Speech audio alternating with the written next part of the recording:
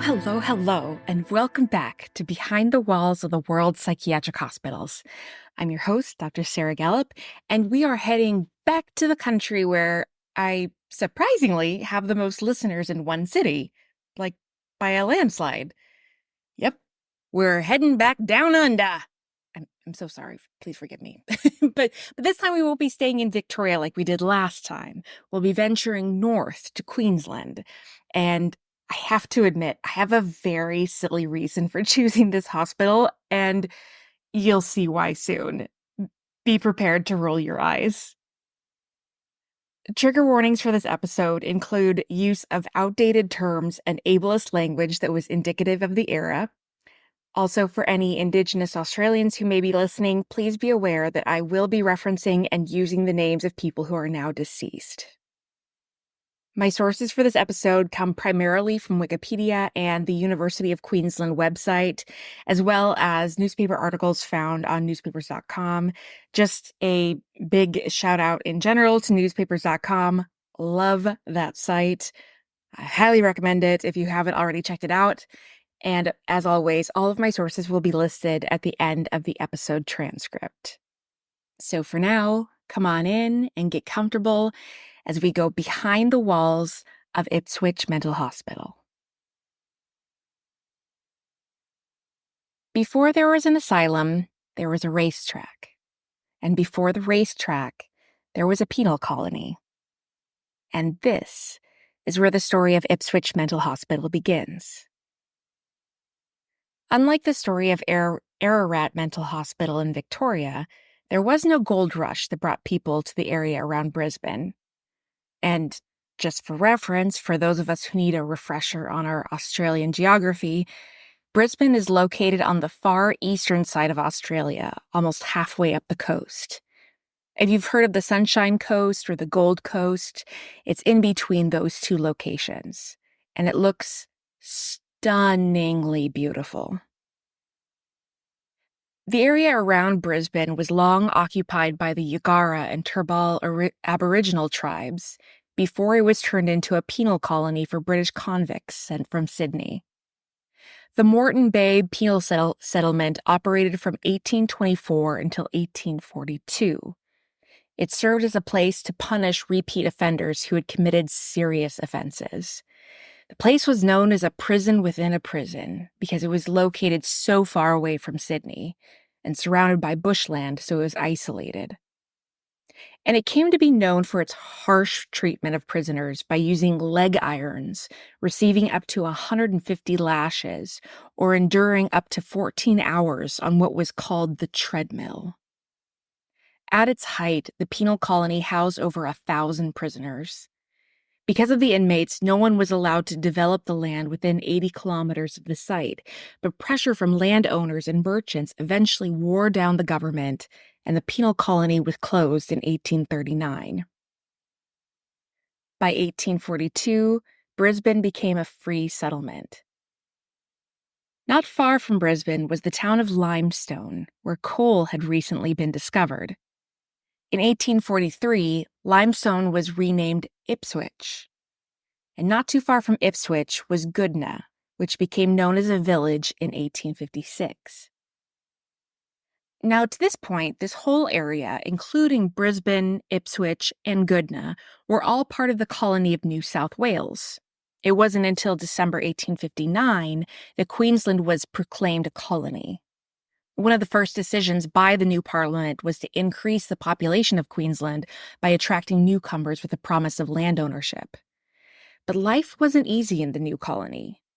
The 1860s saw a period of turbulent economics, which ultimately led to high rates of unemployment. And as we've mentioned in previous episodes, the combination and trauma of mass immigration, unemployment, and poverty can have devastating socioeconomic consequences. The jail in Brisbane began to get overcrowded, not only with inmates, but those deemed mad or simply poor. It became clear that more facilities were needed to house all the folks currently incarcerated in Brisbane. So in 1865, the first publicly funded asylum in Queensland was established in Goodna. It was originally called the Woogaroo Lunatic Asylum, which was said to be a mispronunciation of a word used by the Ugarapul First Nations people. The first patients were transferred from the Brisbane jail to Woogaroo on January 10th, 1865. Over the next 10 years, Woogaroo Lunatic Asylum continued to grow and get crowded. Soon, it too had reached its maximum capacity, and the plan was made to create a branch asylum in Ipswich to house elderly patients. The Ipswich Branch Asylum was planned to be built on an old horse racing track that had belonged to the now defunct North Australia Jockey Club. And the name of the property? Well, that's the silly reason I chose this hospital. It was called the Sandy Gallop. Not to be confused, of course, with the Sarah Gallop. But yeah, I couldn't pass up talking about a place called the Sandy Gallop Asylum. I simply could not. It was too good. So anyway, moving on. The Sandy Gallop Asylum, sometimes called the Gallop, opened in Ipswich on July 9th, 1878. 50 men were admitted and lodged in what the University of Queensland website calls the, quote, one-story Arthur Pavilion built by McGregor and Brown, end quote. It sat on 140 acres of land with prime views of the river and countryside. Mr. Patrick Broderick was named as superintendent of the new asylum, which was now planned to be an insane asylum rather than a benevolent asylum for elderly folks. Now, interestingly enough, the asylum must have been intended to be temporary because in a newspaper article from the Queensland Times dated October 8, 1881, it said that a year prior, all the patients from Sandy Gallop were expected to be transferred back to the Woogaroo Asylum. But, and understandably so, there was an outcry by the community about this. They had just built and filled up the new asylum in Ipswich, and now it was going to be abandoned? Instead, what happened was the colonial secretary came to visit the Gallop and was pleased with what he saw at the site. He argued that it should be kept open, but that if it were kept as a branch site, the number of patients would have to increase. So he proposed that 2 wings be added to the building that would easily increase the asylum's capacity by somewhere between 50 to 100 people. During construction, the patients at Sandy Gallop were temporarily transferred back to Woogaroo, and I hate to think of how miserable and crowded it had to be after that. The new wings measured 56 feet by 30 feet with 12-foot ceilings. There were 2 stories and small corner verandas on the upper story that had a good view of the countryside. I'll read the full description from the article itself because it is quite detailed. Quote, a short description of the addition is, of course, necessary. The original plans, we believe, provided for the ultimate addition of 2 wings, such as just had been finished, and the asylum certainly looked defective without them. Now a more handsome public building than the Sandy Gallop Asylum could scarcely be wished for. The 2 wings are exactly similar, and the outside measurement of each is 56 feet by 30 feet, including small but comfortable corner verandas. Each has an upper story, and the upper and lower floors are much alike, there being 2 large dormitories with walls 12 feet high on each. On the upper floor, the little balconies correspond with the verandas below, and from them a beautiful view of the surrounding country is obtained. A substantial foundation has been provided, consisting of a concrete footing, 2 courses of ashlar, and a 2-foot brick course up to the floor level, which is from 3 feet to 8 feet from the ground.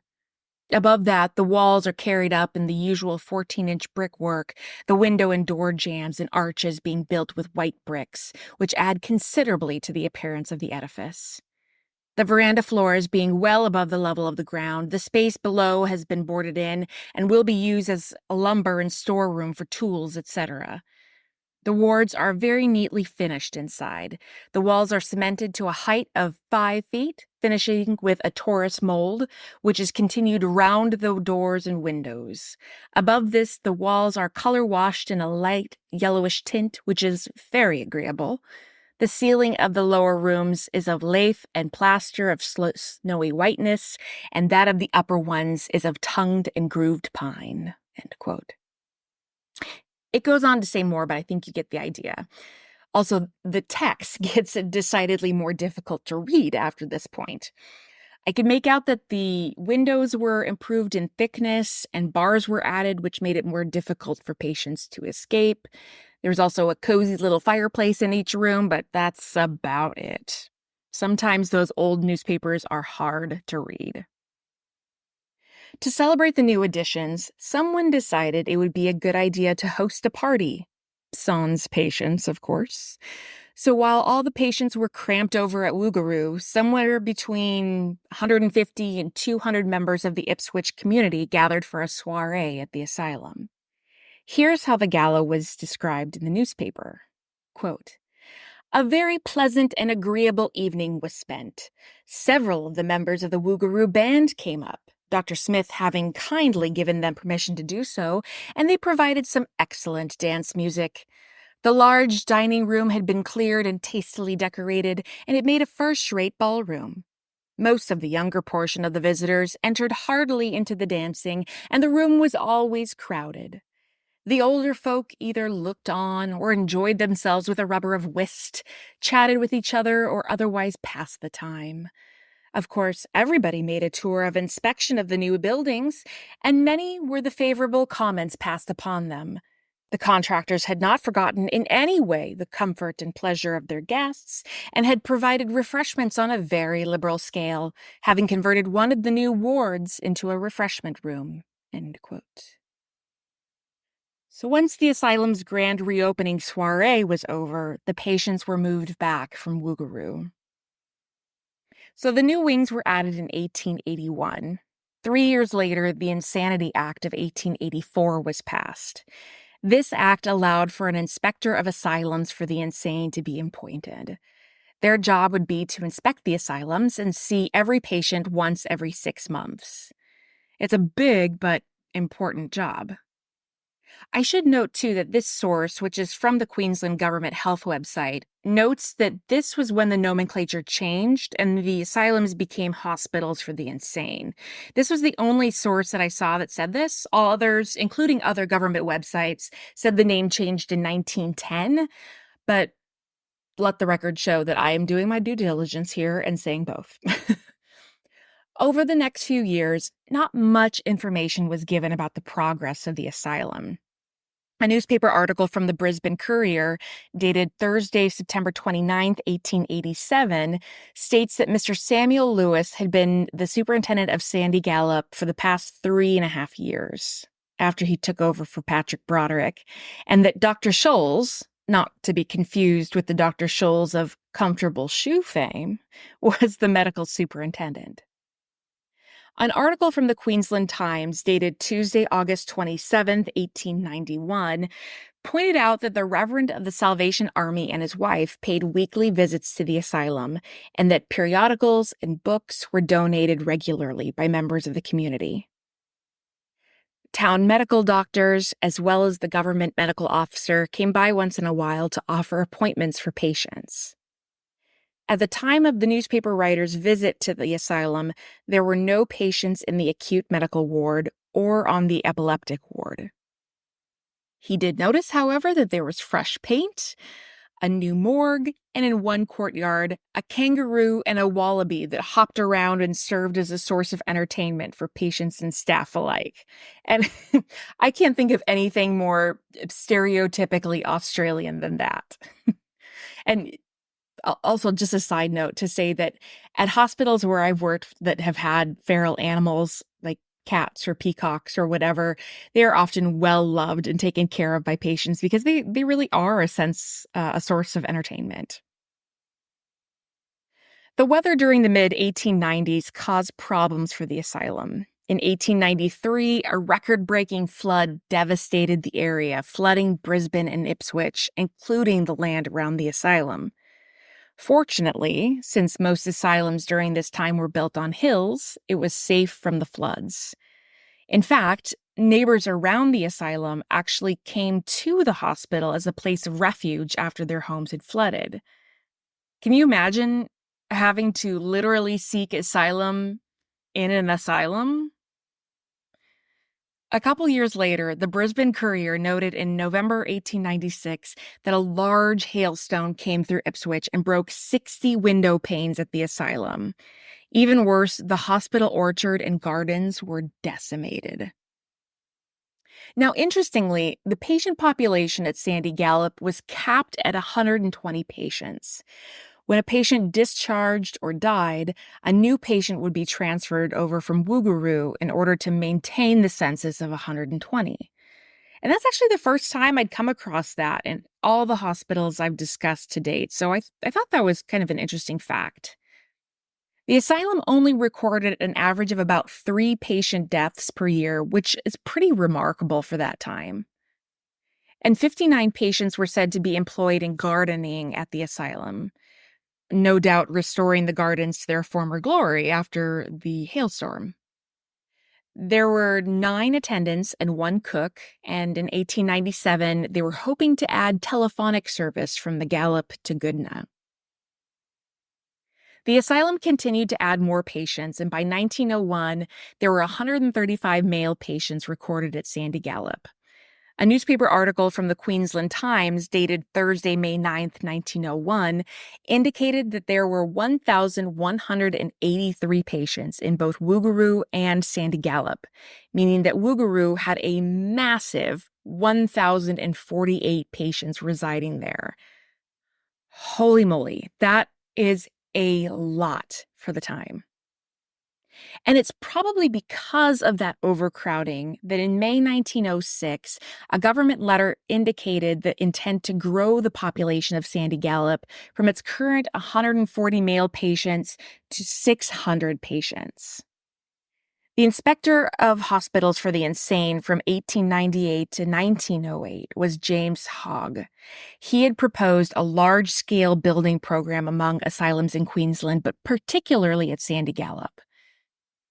Fortunately or unfortunately for him, depending on how you look at it, the brunt of the work was carried out after he left the position and was replaced by Henry Byam Ellerton in 1909. From 1908 to 1917, there were many building projects undertaken. The first was the Blair Pavilion, completed on June 27, 1908, which served as a male dormitory. A similar dormitory for women was completed on December 22, 1909. These buildings were considered progressive for their time because they didn't have high walls surrounding them, but instead had what were called ha-ha walls. We discussed these back in our episodes on Airedale Mental Hospital. Ha-ha walls gave the illusion that people on one side of the wall were on the same elevation as people on the other side of the wall, and they could just walk right on over.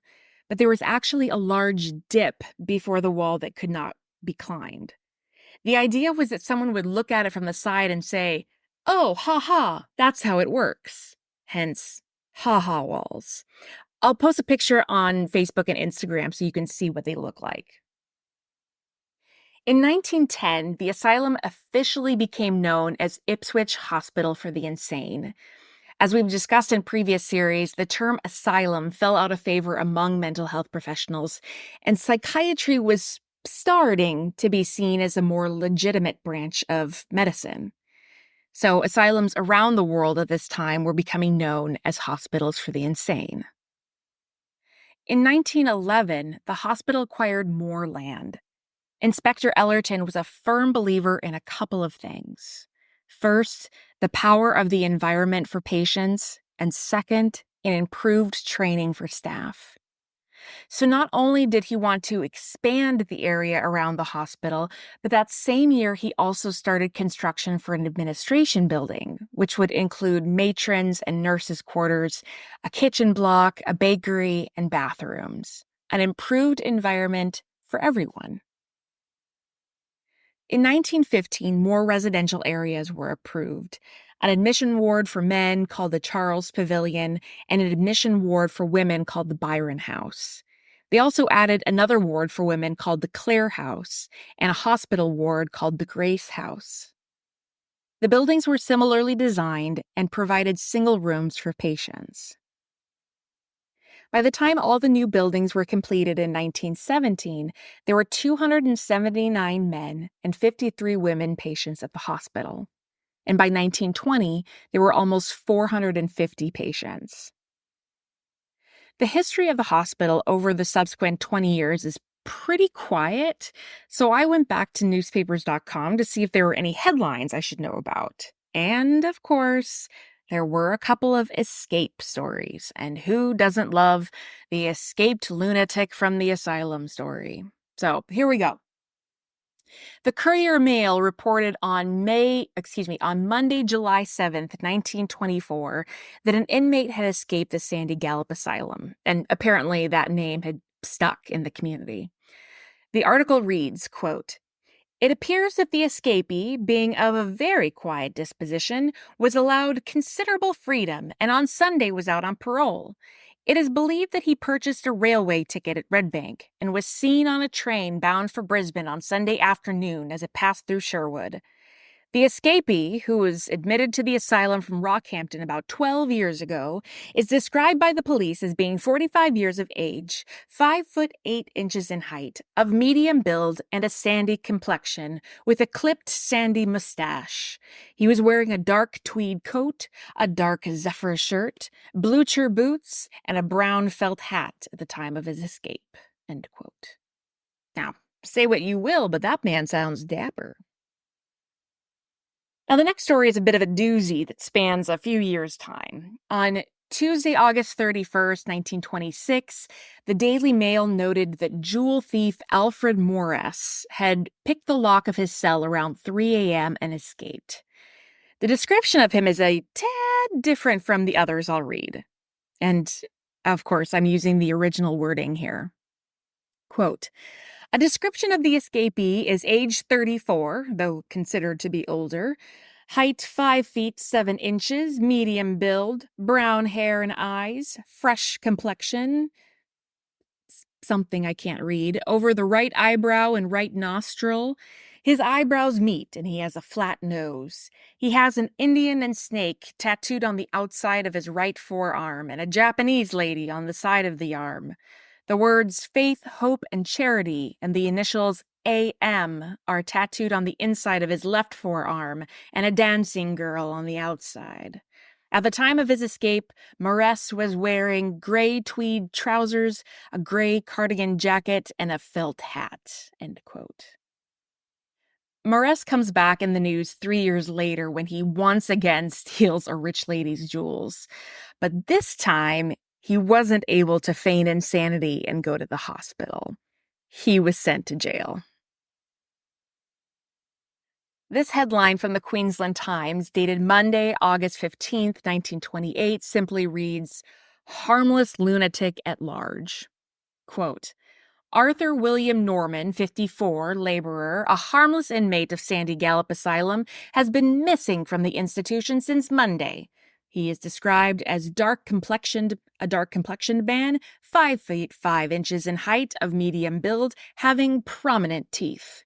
Norman has a wife residing at River Estate, Mackay, and was admitted to the Goodna Asylum on October 6, 1910, being transferred to Sandy Gallop Asylum on November 12, 1917.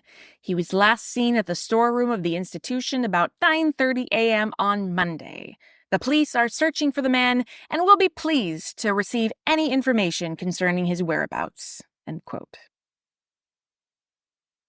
It's sad but interesting that as late as the mid-1930s, and that's as far as I searched, the patients were still being referred to as lunatics in the newspaper, even though that term had been deemed unacceptable almost 50 years earlier. I know I've said it before, and I'll certainly say it again, but the words we use matter. The words we use to characterize groups of people can perpetuate negative stereotypes, or they can heal.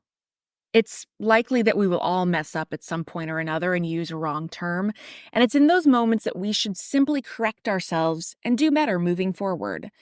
Something like, "I'm sorry, I should have said patient. I'll remember in the future," could go a long way. By the 1930s, there was an increase in children admitted to Ipswich Hospital for the Insane. To accommodate them all, the Dagmar House was built in 1933. Around the same time, more staff were required in order to run the hospital, so a brick nurses' quarters was built next to the administration building in 1938. In 1937, Inspector Ellerton retired after 28 years of service as Inspector of Hospitals for the Insane. He had made many positive changes in terms of training for staff and carrying out the previous inspector's development plans. Also in 1937, Dr. Basil Stafford, who had been superintendent at Ipswich Hospital for the Insane for almost 10 years, represented Australia at an international conference on mental hygiene held in Paris. He took a large tour of nearly 60 hospitals, psychiatric clinics, and universities in the US, the UK, and other parts of Europe. When he returned to Australia, he had clearly been impacted by his tours of various facilities and petitioned to effect legal change in the mental health laws. As a result of his efforts, the Mental Hygiene Act of 1938 was introduced. He wanted to help remove the stigma surrounding mental illness by changing the verbiage. Terms like insane, insanity, and asylum were removed from legislation and replaced with mentally sick, mental illness, and mental hospital. It was in 1938, therefore, that Ipswich Hospital for the Insane became known as Ipswich Mental Hospital. The act also allowed for voluntary admission to mental hospitals and required active treatment for mental illness. Around the same time came the proclamation of the Backward Persons Act of 1938. You may remember in our discussion on Seacliff Mental Hospital that backward persons, at least there, were children who were delayed in school for whatever reason, whether that was due to long absences, family emergencies, or intellectual delays. In this case, backward persons is used to denote someone with a developmental disability, what we would today call intellectual disability, autism spectrum disorder, or a specific learning disability. It would also include certain physical disorders like epilepsy or cerebral palsy. The Backward Persons Act of 1938 legally separated the mentally ill from the, quote, mentally defective. To this point, Ipswich Mental Hospital had mostly housed mentally ill folks. In fact, some of the most difficult and chronic patients from Woogaroo, which was then called Woolston Park, resided at the hospital. After the Backward Persons Act of 1938, there was a push for Ipswich to accommodate more, quote, mentally defective patients. The rationale was that these patients could be trained and returned to the community, whereas mentally ill patients ended up being permanent residents. Interestingly, to me at least, none of the sources I found discussed how the hospital was impacted by either World War I or World War II. I found this a little bit odd, but at the same time, most hospitals at that time were just trying to survive during those years, so documentation was generally poor.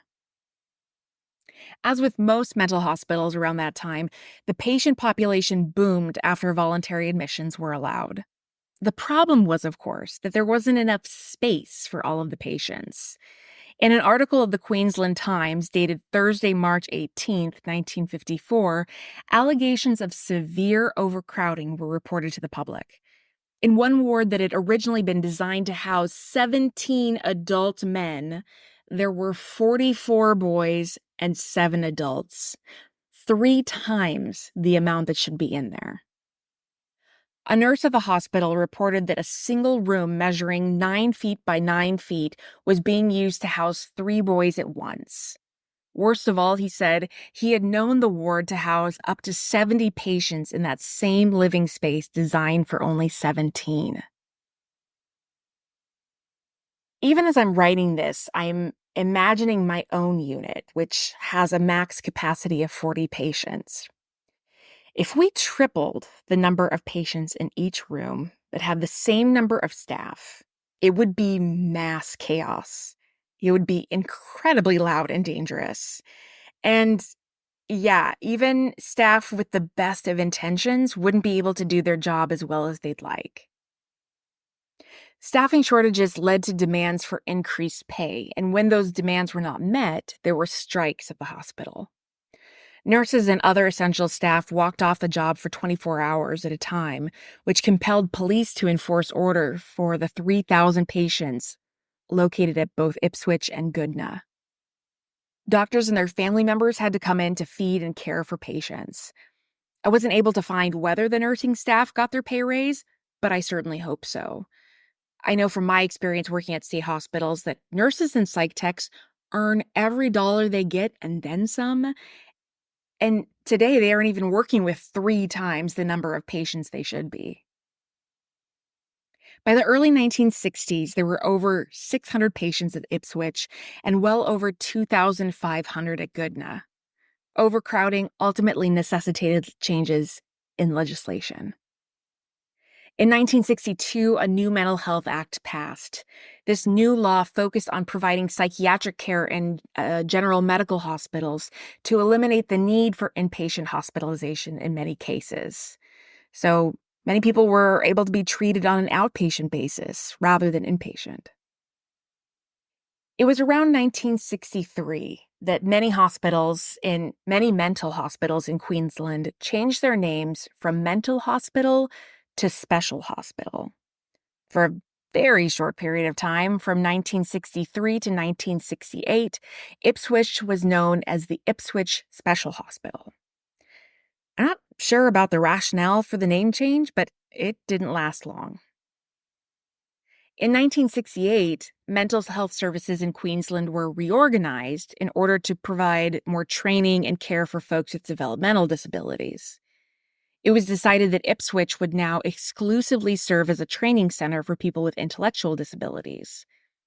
It was once again renamed, this time to Challinor Center, named for Dr. Henry Challinor, who held various medical public offices, including Surgeon Superintendent of the Woogaroo Lunatic Asylum from 1869 until 1872.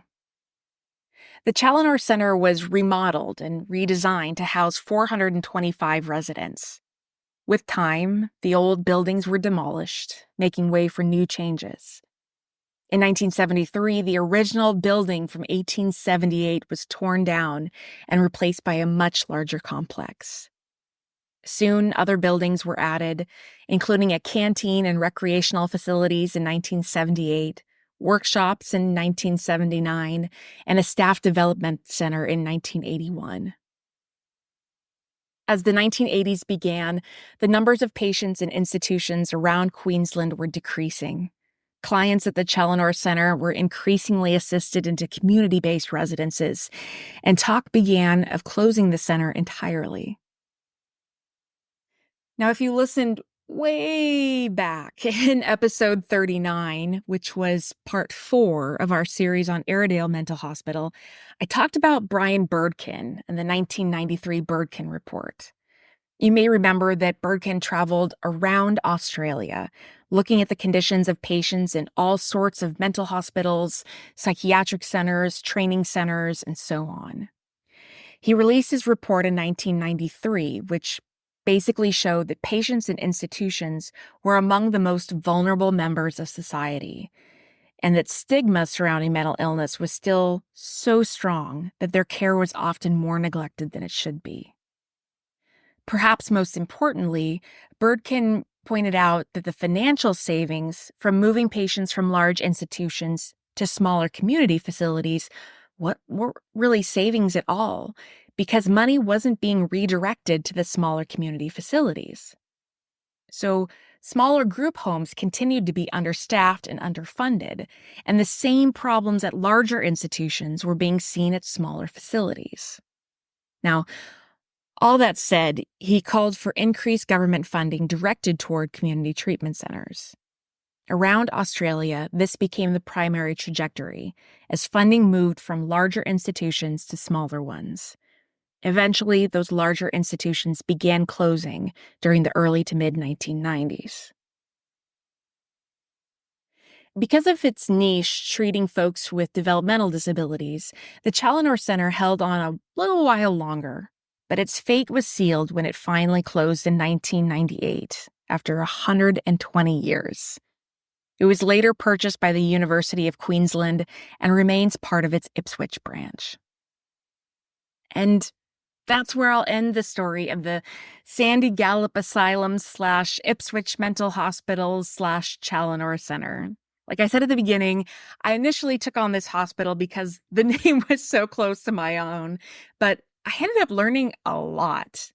I think for the next series, I'll pick up with the Woogaroo Asylum. That was the larger asylum in Goodna. That one has its own rich and varied history, so stay tuned for that. As always, thank you so much for listening. I really, really, really appreciate it. Thank you for joining the Facebook page. We're now over 600 members, so that's great.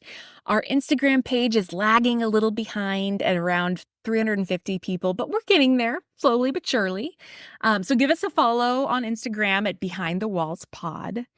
Special thank you this week to Matthew B. for their review of the show. It means so much to me.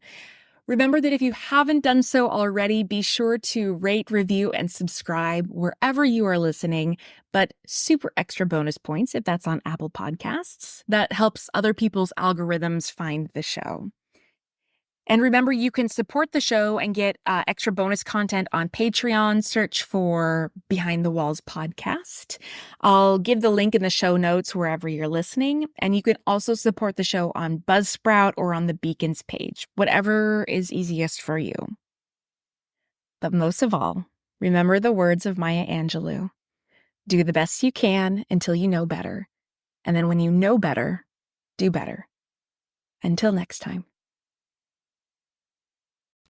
Thank you so much for listening to Behind the Walls of the World's Psychiatric Hospitals. Once again, I'm your host, Dr. Sarah Gallup. Cover image is by Christopher Payne.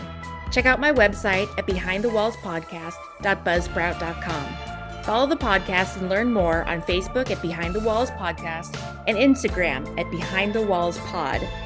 For questions or recommendations, email me at behindthewallspodcast@gmail.com. You can find new episodes every Monday on Amazon Podcasts, Spotify, Stitcher, or wherever you're listening right now. If you like the show, please rate, review, and subscribe on Apple Podcasts. It helps other people find and listen to the show, and I would be so grateful. Please stay tuned for more episodes of Behind the Walls of the World's Psychiatric Hospitals. Until next time.